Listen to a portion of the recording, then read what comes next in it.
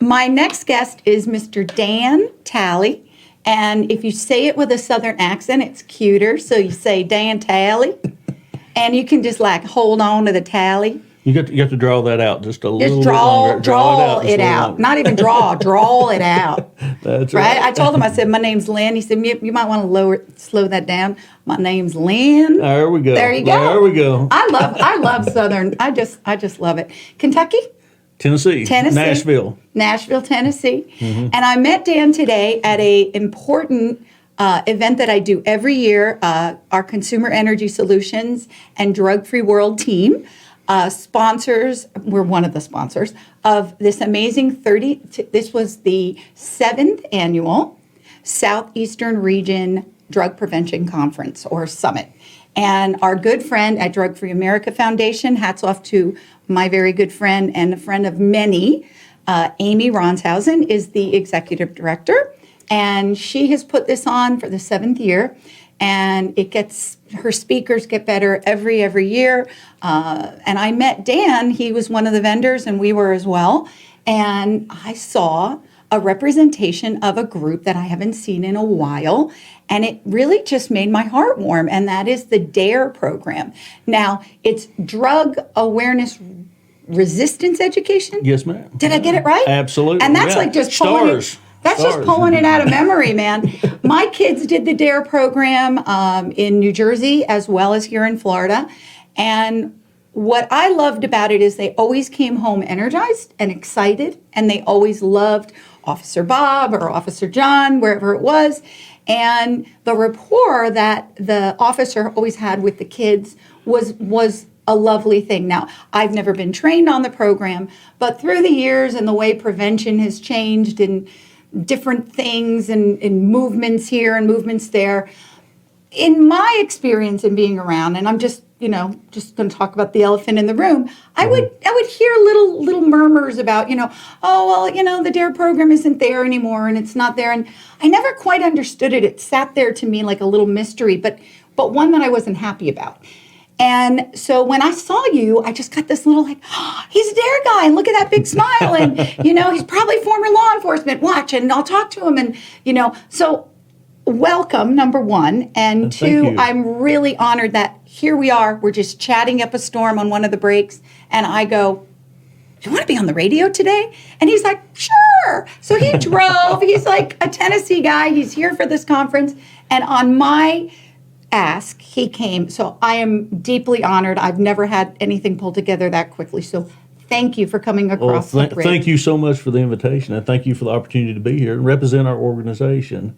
And I am from Nashville, retired trooper out of Tennessee, and now represent DARE as the Southeastern Regional Director for the Southeastern states. And as you so eloquently put it, all of the folks that have that Southern draw, that's the states I represent within the Southeastern part of the country. So what kind of states are they? You got Florida? Yeah, I've got everything from Kentucky down and out to the East Coast. And, beautiful. Down to Louisiana. I didn't even know that. I didn't know I was bringing such a big wig here. I didn't know that. No, not a big wig. No, but that's a big deal. That's a big area. That's a big area. Absolutely. So now DARE has been through some changes. And what would you say the biggest thing for, let's say, someone in a school that may not have the DARE program going? Mm-hmm.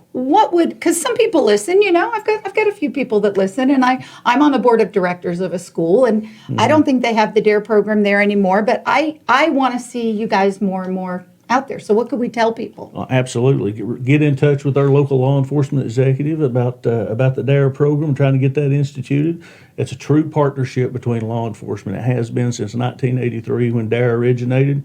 It first started in Los Angeles, California. Then Chief Gates saw a need with a true collaboration with our education professionals, and really took the initiative to start a law enforcement-led prevention education program in collaboration with the Unified Los Angeles County School District. That sort of just caught fire in 1983. DARE has had some wonderful times. They have been faced with some adversity. And I think that's what you was alluding to just for a few minutes ago. And absolutely, true character comes out of adversity, and you learn those lessons as far as being research-based and evidence-based in the curricula and the development. The curricula continues to evolve. Our core curricula right now, keeping it real, it's a full K through 12 program. It's right now going through a 3-year case study, but it's absolutely scientifically and research-based curricula that we deliver K through 12. But it's the DARE program itself.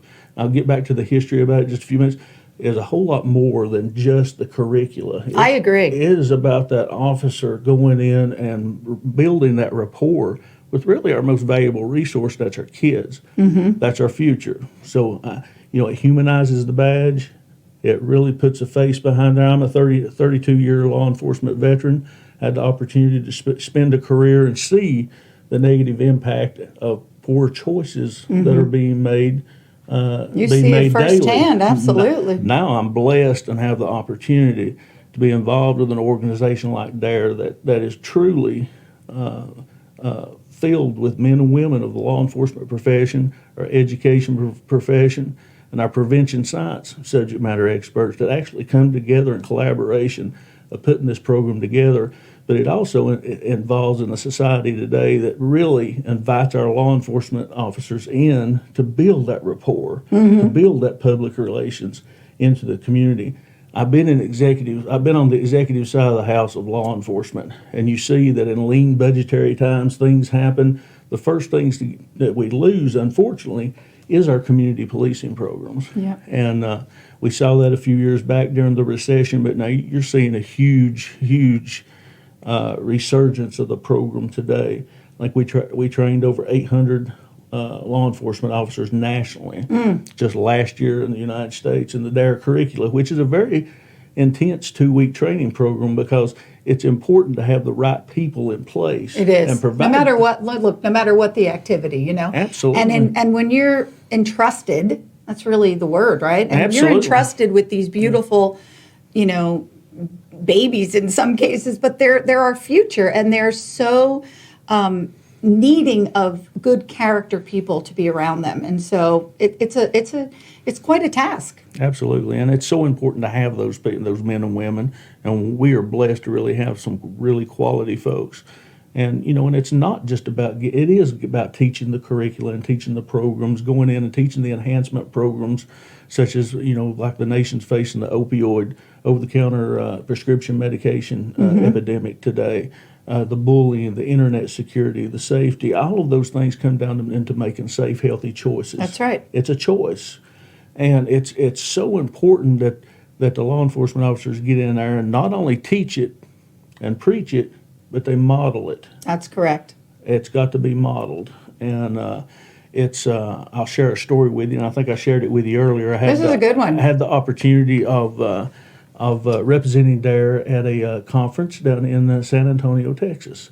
We were setting up. This is before the event even started, and right down below us was I don't know if I can say the name, Yeah, but sure. The Microsoft Corporation was setting up a booth right below us, and my counterpart in the Northeast that has a little bit different accent than I've got. We were setting up the booth, and we had an opportunity, and there were some young adults that was working for Microsoft. As soon as they saw the DARE booth setting up, here they come. Like kids, they came running, and they it were was like, like "It's the DARE booth!" It was like Tigger on Winnie the Pooh bouncing around. How cute! And but this wasn't two young adults, working professionals that came up to our booth. This was two 12-year-old kids. That's what they were acting like, yeah. Wanting to tell their DARE story and how their DARE officer impacted them Impacted years their ago. Now, life. I don't know who that person was, but tell me that didn't make a positive impact on these two young professionals. And, things like that, everybody wants to do, why do you do what you do? What's your why? Well, that's my why. Yeah. That's why I do what I do. That's great. Yeah. I mean, to be a trooper, I've had the honor of knowing some close-up New Jersey troopers. A friend of mine just retired, and he lives here in Florida, and he kind of took my advice, and he's living a great life in Delray Beach. Hi, Nick. But and I also had a good friend who lost his son. It was a terrible traffic incident, and it devastated so many people because he was young and he was beautiful, and he helped someone. He didn't pull somebody over. He actually was helping someone, and then there was a tragic accident. But those cars, I'll never forget this, for his funeral went through up the Parkway in New Jersey, through town after town after town. People came, troopers came from other states. You would see the cars, 4 in a row from Virginia, 4 in a row from. I still think of that, and I thought, what a camaraderie, what an honor, and what a brotherhood that the Trooper Network has. It's just amazing. So when I think of you doing this program, and I think of what you bring to the table and your love of your fellow man, really, to do this, it's pretty heartwarming. Well, thank you. I appreciate that. But now the credit goes to the thousands of fellow law enforcement, and not just law enforcement, first responders as well. Absolutely. And our military veterans. I tell you what, a young person wanting to come into this profession today, I have the utmost respect for. I different environment. Truly do. In my opinion, it's the noblest of professions. Yes. It really is, and I'm honored to be associated with those men and women. I truly am, but I'm equally honored to be associated with my current employment, because I tell you what, this is just so much fun working with these kids. It really is, and hopefully making a positive impact and influence in their lives and their decision making, because it's all about the choices that we make. That's excellent. Well, let me ask you this. So we have we heard so many great speakers this last 2 days, Absolutely. and it's actually one more day tomorrow in Tampa. There was Dan Zito, he did a whole thing on vaping today. Did you catch any of that? I did. I had the opportunity to meet with Dan and Lovely guy. collaborate a whole lot, and hopefully Law enforcement. Hopefully we'll have a lot to collaborate on in the near future. I'm very because hopeful. I'm going to be doing tomorrow night. I keep saying tomorrow night. Thursday night, I'm going to be on a panel called The World of a Teen, and it's going to be in a high school in Hillsborough. And I just got questions that parents had written in, so that I'm prepared for some of the things they're interested in. And vaping was the number one thing, because, so what can we tell parents just in general, if you have a high school kid or a middle school kid, just, kind of some like 411 of what is not allowed and what isn't, because it's confusing. Like they go, oh, well, it's the Juul, it's not really smoking, so is it legal? And I'm not 18, but can I do it? I mean, what's the absolute bottom line on that you would want people to know? Well, I would certainly want to defer to the subject matter experts in the field, but now to sort of segue into that too, one of the things that DARE is doing proactively right now, and it's interesting that you brought that subject up, because they're coming out with an enhancement program that will be rolling out this year, which is going to be K through 12 as far as the harmful consequences and side effects of vaping. So excellent. So that's some of the things that are extremely proactive. Well, we will be looking for that, because Mm-hmm. there's not enough materials on it. I can tell you that. I mean, Right. I did an event last month, and I had to find schematics of, so basically it's like the jury is still out on a lot of stuff. So we really look forward to that. That's great. I know I have Absolutely. Dan bringing me some stuff tomorrow, because I'm like, I don't want to go unprepared, and I'm not going to, be phony and say I know something I don't, but I'm certainly not going to reinvent the wheel. Well, I will say this: I'm not an alarmist, and I don't want to steal Dan's thunder, especially because I know he's coming on with you also.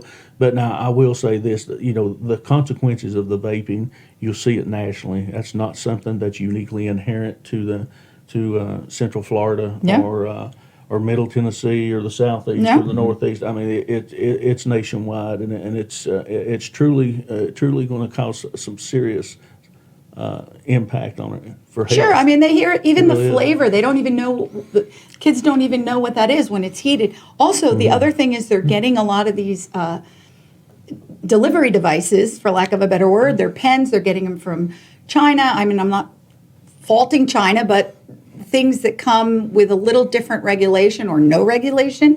The police force, which I didn't know until I talked to Dan today, they're not allowed to. They can take photos of what they confiscate, and then the good photos are the evidence, but they are not allowed to put those devices in the evidence room because they blow up. Really? Yeah. Yeah. Jeez. There's a battery, it's electronic, you're lighting it, and heating it, and So they could explode while somebody's if smoking. you Google photos, and some of them are graphic and it's not pretty, photos of people with explosions on their face, and I mean gruesome stuff. And that, what I say is some people like to see that and they go, that's a scare tactic, it's never going to happen.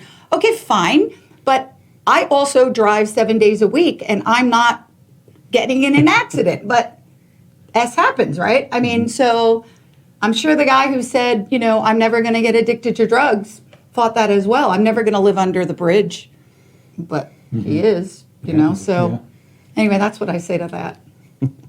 So how do you talk to the little kids? I'm curious. Well, I tell you what, unfortunately, rarely in my position do I get that opportunity. Oh, what age group do you do? But Okay. when I do, Okay. I'm a retired major with the State Patrol in Tennessee, so the kids refer to me as Major Dan. Okay. So we have that. He trumps Lieutenant Dan. And Major Tom. and Major Tom. That's right. But the difference between Lieutenant Dan and Major Dan is I have my legs. He has his legs. He did They're not titanium. because he didn't vape. There was no explosion. But now I tell you what, part of the DARE training and the DOT Yeah. is the first week is they go in and they go through all of the curricula, both the core curricula, 10-week program, which is really the officer works as a facilitator and really fosters peer interaction with the kids. But you also go into the enhancement programs too, and the enhancement programs. When I refer to that, that's sort of like the internet safety, the bullying, the diversity programs that they have to promote healthy And good choices character. and character. It's all about the core values of character, integrity, and promoting truthfulness and honesty and the consequences for making bad choices. But it also fosters peer support. So when those officers actually get into the classroom, and it's interesting because in the training modules that we have set up inside the DOTs, we have professionals come in from education and actually instruct our officers in classroom how to handle the kids Awesome. and to how to manage the classroom. But it is so much fun to see the transition of these law enforcement officers during the training aspect. Sure, So they're gaining from it as walk well. into that classroom and start building a rapport with these kids. And like I said, once again, it's about the curriculum, but it's so much more. Oh yeah, It's so much I have more. the pleasure of, and Jen's always watching me get ready. I have the pleasure of once a month at least going over to our community learning center, reading to the kids, and then doing a craft to back it up.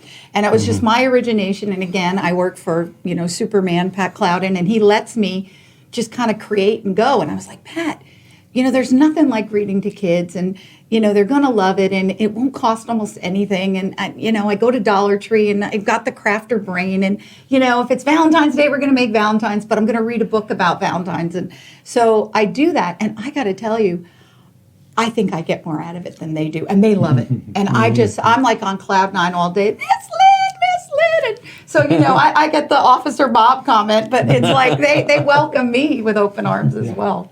Well, So it is so much fun, and it really is. It's all the way through, both from K and there's curricula to support programs all the way from kindergarten up through high school. So it really is a wonderful, wonderful program with it's a big name, but really, to be honest with you, it's a 501c3 foundation nonprofit. But Dare America, it's big name, but with an extremely small footprint. There's five. So do they have, is that their website, Dare America? Yeah, I invite everyone if you're interested. If you DARE is currently we're throughout the continental United States and represented in each state. We have a state coordinator, for example, here in Florida. The Florida Department of Law Enforcement serves as our lead agency here for training, and then also facilitates our program here in Florida. We have numerous law enforcement agencies that participate in their program throughout the state. So then on their individual websites, you'd have like a little representation, if you will. So please support those programs. And if the DARE program is not in your community, please reach out to your local law enforcement executive, your school system, and express your interest in maybe helping start that program. We would love to work with you to try to establish that program if it's not represented in your respective areas. Yeah, and I'm going to show a little bit of what I do. And here's the thing: there's different fields that you get into, and you meet people, And, it's like personalities, right? Some people are very giving, very loving. Some people are very welcoming. Some people feel threatened, whatever. And I represent, as a volunteer, the Truth About Drugs program from the Foundation for a Drug-Free World. These materials are free. These are very effective. We get new booklets on every drug of choice, whether it's of abuse or use, illegal or legal. But the thing that I love about it is here I am working for a private company, and I still am able to do drug education because the materials that they have and the website that they have, just you can follow along. They have an educator's guide. But I don't feel threatened by DARE, or you wouldn't feel threatened by me. There's so many people to contact, right? Oh, absolutely. And to be honest with you, that's the beauty of the system. Obviously, I work for DARE. I love DARE. I love that mission. It's with law enforcement being the lead for DARE, that it really gives you a redundancy as far as that really getting that buy-in from the community, and it's something that's missing in our society today for our law enforcement agencies. That They can't do it all. Hey, we're all data driven. We all want more for less. I've been in that executive management position before. But however, especially with this new legislation that Florida recently passed, that Guardian legislation down here that is putting law enforcement SROs and law enforcement in the school systems, which, to be real honest with you, I consider to be visionary. I really look for other states to sort of mirror that legislation. I really do. And I'm sure it'll have its little, kinks, but it'll work out. At least, like you said, it's visionary. There's always room for change on things like that. And then for safety, unfortunately with the shootings and everything that's going on in our society today and in our schools, our first priority for law enforcement is to safeguard lives and property. It truly is. And what more of a valuable resource than we have? Look at that tragedy the other day. They went in there strong, and it was, they took on fire. It was not pleasant. But after other debacles where people went like, no, I'm not going in. I'm not naming names or locations, but they weren't going to let that happen again. God bless them. That was not. Well, now with other programs that come in, if you're not doing the DARE, there's a lot of really good prevention education programs out there. Yep. Leverage those. Yeah, absolutely. Leverage those. You always want to preach doing the right thing. You really do. And sometimes doing the right thing, and the kids got to understand that it might not necessarily be the popular thing. That's right. One of the things, usually isn't. Yeah. Well, depending on the group, right? One of the things that I know that I'm going to end up saying when the parents are going to be cheering, and the kids might be quietly cheering, and it's okay, is when they say, I'm going to let them know, look, your moms and dads are here right now, but when you go and you're out, someone will slip something into your hand, and it will be a drug. It happened to me in the 80s. It's going to happen to you now, and my advice is get out of there. Like, whatever you have to do, lie through your teeth. Oh man, I just got a call. I gotta go. Grandma's sick. My cat's dying. And they all laugh. And I go, no, lie. Get out. That's not written anywhere. I don't really care. I'm a mom giving the most important advice. And call at 3 a.m. Do not worry about getting yelled at. Do not worry about, people will love you. If it's your neighbor, if you really are scared of your dad, call your neighbor, call anybody, call the police, get out of there and come to safety, because, these decisions can't be undone, some of them. Absolutely. Yeah. And in any prevention... So I'm sure that's not in your DARE book, but that's in my mom book. Well, in any prevention education program, DARE included, doesn't mean that the kids are going to go through these programs and not make unwise decisions. But what it does do is equip them with the tools to be effective, to walk away from those. That's right. Lays down the groundwork. From those issues. Yep. When those challenges when they are faced with those challenges, because they will be faced with those challenges. And it enables them for the tools to back up. Yeah, so it's you're not trying to scare the heck out of them. You're just trying to let them know that, look, as you grow, and now with the normalization of every drug, like Neil's commercials, and bringing that out, and the normalization of marijuana, good luck, trying to not try to shelter them. It's actually the wrong thing to do. So Absolutely. I'm sure this is done with kid gloves and figured it all out, and it's probably going to be Well, it great. certainly is. I'm glad you brought that up with the normalization of narcotics, and especially in states that have the recreational usage. Yeah. And states like that. But there's even curricula out there in the high school format with real messages through there that actually that Yeah, that and is that's one a of the tough top- crowd. I got to be It honest. really is. I go it's actually like I go in and I go, oh my God, please don't.